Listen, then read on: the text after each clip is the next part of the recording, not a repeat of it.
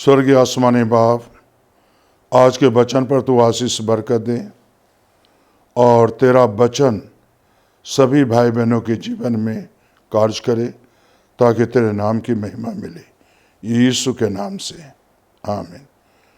मेरे प्यारे भाई और बहनों,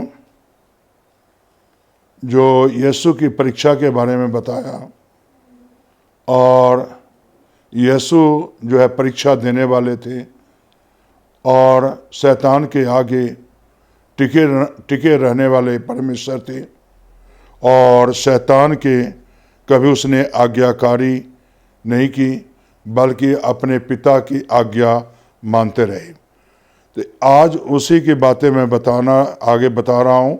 भजन संहिता 40 बाप उसकी 8 आयत में, हे मेरे परमेश्वर, मैं तेरी इच्छा पूरी करने से प्रसन्न हूँ और तेरी व्यवस्था मेरे अंतःकरण में बसी है।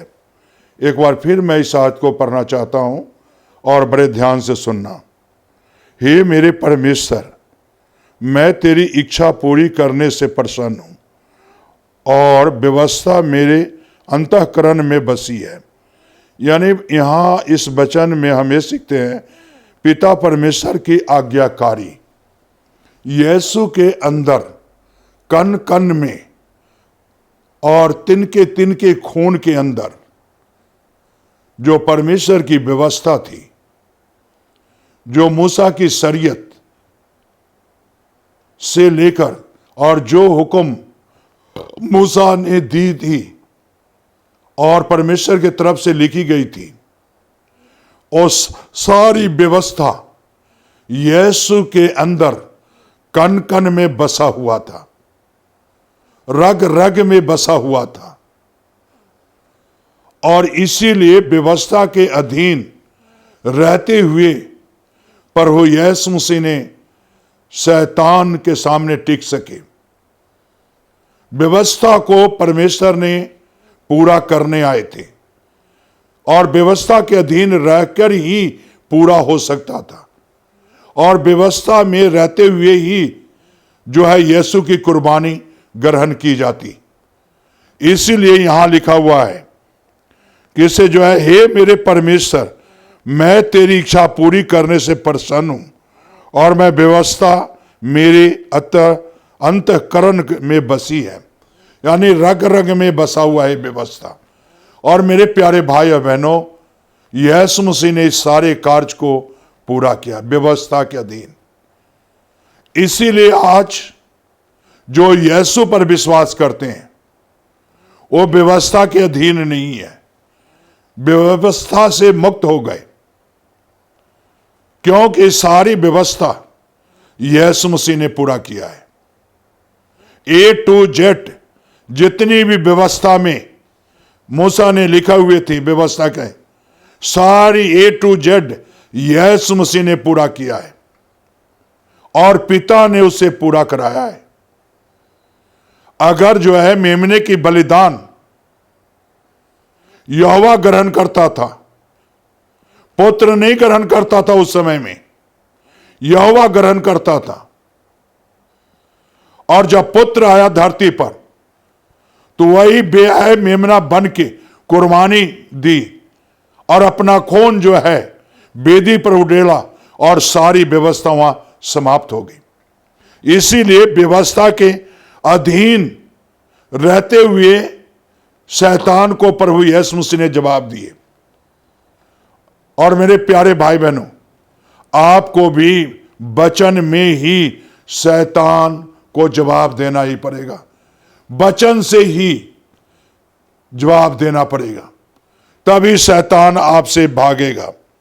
और मेरे प्यारे भाई बहनों, जिस तरह यीशु के जीवन में कण कण में बसा था व्यवस्था, उसी तरह आपके भी जीवन में होना जरूरी है।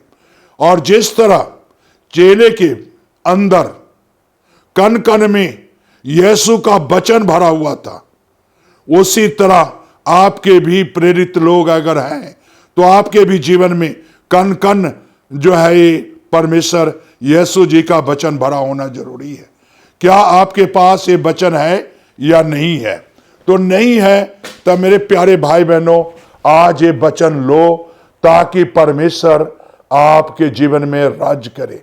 ओ प्रभु आपको राज्य देने वाला है, ओ प्रभु आपको जीवन देने वाला है।